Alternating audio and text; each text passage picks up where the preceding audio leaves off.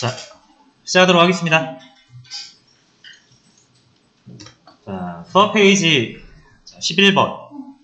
자, 다시 한번 볼게요. 저희가 시각화 관련해서 진행을 했고요. 제가 예제 코드를 좀 늦게 올려드렸습니다. 그래서 지금 다시 확인해 보시면 시각화 예제 코드가 있을 거거든요.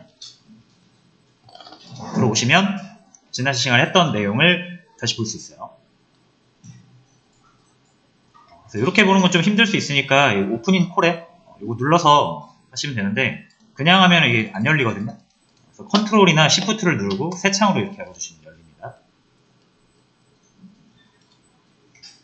그 다음에 여기서 바로 실행을 해보시려면은 드라이브에 4번 저장하시고 하시면 되고요. 자, 그냥 한번 쭉 볼게요.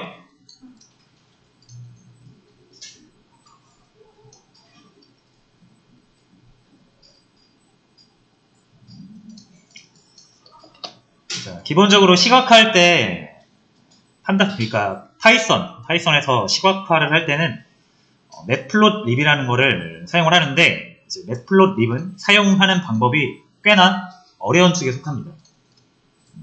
그래서 이거 자유도는 되게 높아요. 그래서 내가 원하는 거를 내가 그 디테일한 조정까지 다 할 수는 있는데 그러려면 학습 곡선이 좀 있어서 간단한 시각화를 하는데 매플롯립은 조금 불편합니다.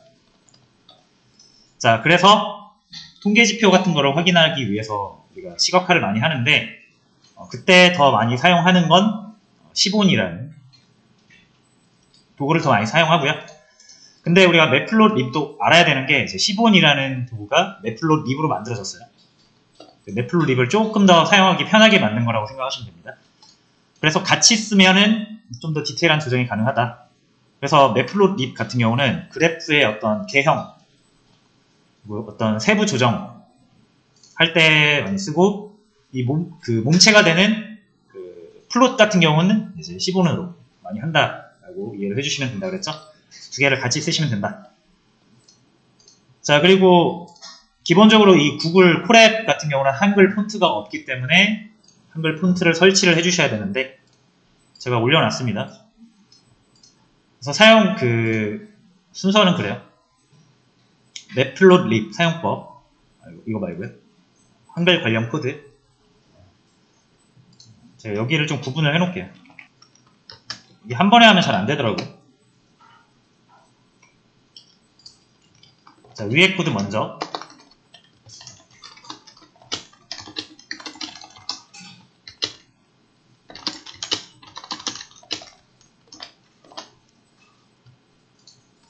이거는 런타임 재시작 이후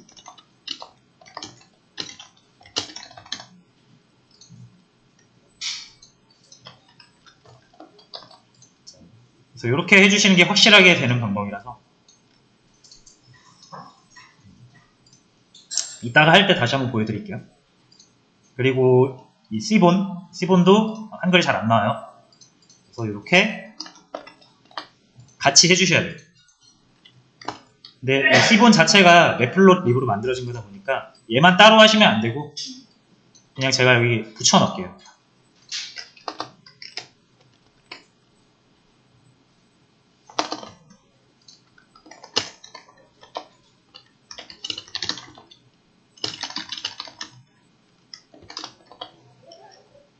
요거는 같이 해도 됩니다.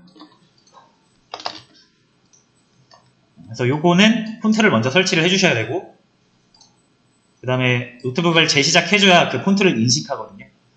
그래서 인식한 후에 매플롯립과 시본을 설정해 주시는 거라고 생각하시면 돼요.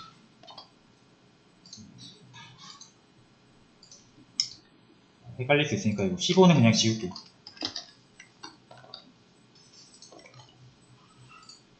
수업 페이지 요거 보시면 돼요. 한글 관련 코드. 자, 이따가 다시 해볼 거니까 알아만 두시고요. 자, 지난 시간에 했던 거 그냥 쭉 한 번만 복습할게요.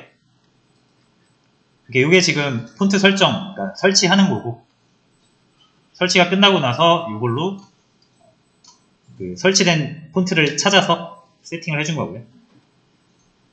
자, 그 다음에 매플롯립. 이 매플롯립으로는 할 수 있는 게 이제 여러 가지가 있는데 그 중에서 그래프 그리는 건 파이플롯이라는 그 패키지 안에 또 그 모듈이 있죠. 그래서 되게 대강 사용을 해봤는데 여기서 중요한 건 이렇게 그래프를 그릴 때 대부분 그래프는 이제 C본으로 그리기로 했으니까 이렇게 레이블 어떤 축에 관련된 레이블을 정하거나 아니면은 눈금 있죠?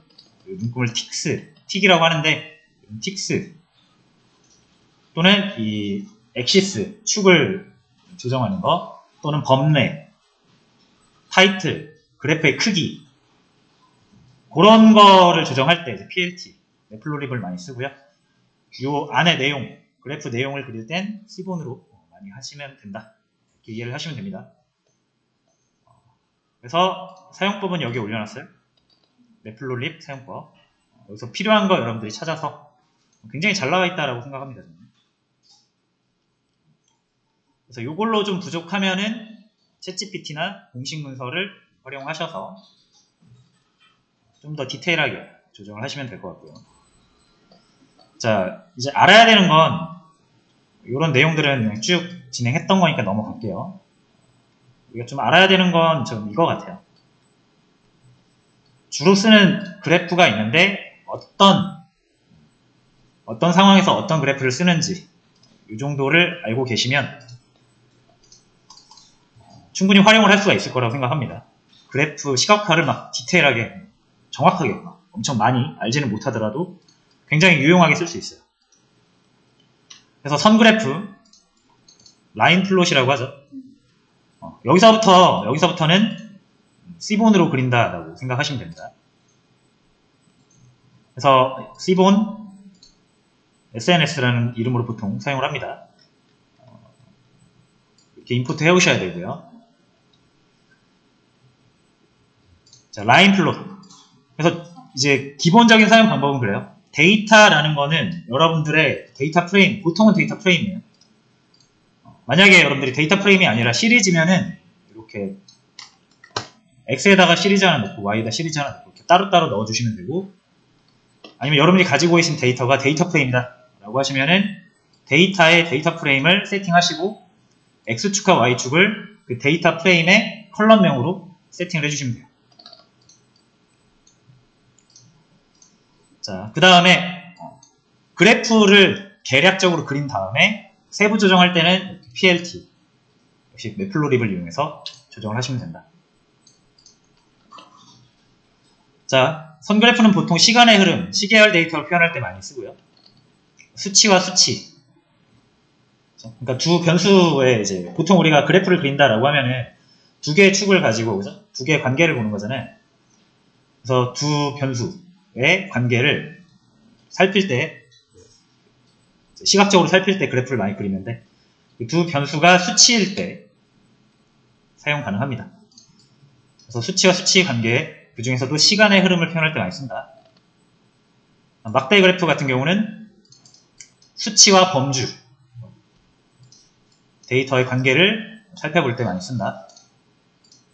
히스토그램 막대 그래프랑 비슷한데 이건 수치와 수치. 근데 수치는 범주화할 수가 없죠. 수는 무한대니까. 0과 1 사이의 숫자가 무한대인 거 아시죠? 그러니까 수치는 범주화할 수가 없기 때문에 구간을 나눕니다. 그렇게 구간을 나눠서 각 구간별 분포를 보는 게 히스토그램이에요. 그래서 그 막대 그래프 같은 경우는 우리가 Y축의 값을 통계 지표로 우리가 평균을 할 수도 있고 카운트, 빈도수를 할 수도 있고 아니면 썸네이션, 합계를 할 수도 있고 정할 수 있는데 히스토그램은 이 분포를 보는 용도이기 때문에 무조건 카운팅이라고 보시면 돼요. 그래서 0과 10 사이에 몇 개가 있고 10과 20 사이에 몇 개가 있고 전체 데이터 중에 이건 아주 균일하게 분포되어 있는 거라고 보시면 되죠. 그래서 데이터의 분포를 확인할 때 이제 히스토그램 많이 쓰고요. 자, 산점도. 산점도는 두 개의 변수 간의 상관관계를 볼 때 가장 상관관계를 우리가 잘 확인할 수 있는 유형의 데이터, 그러니까 그래프가 산점도라고 보시면 됩니다. 보통 수치와 수치로 나타내요.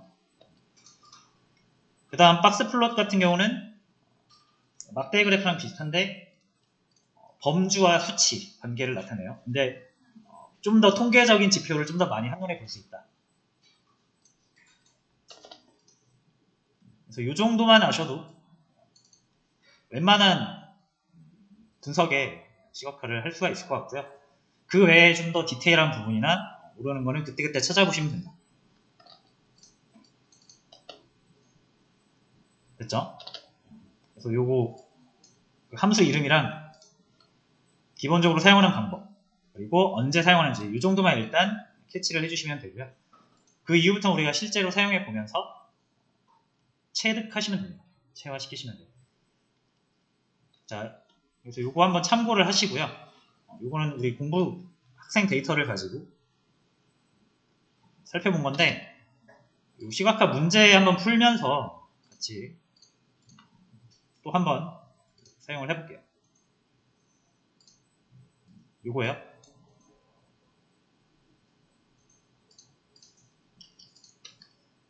자, 일단 실행을 해주시고 학생 데이터를 가지고 와야 되니까 학생 데이터는 요거예요. 시각화 데이터 11번에 시각화 데이터 혹시라도 다운로드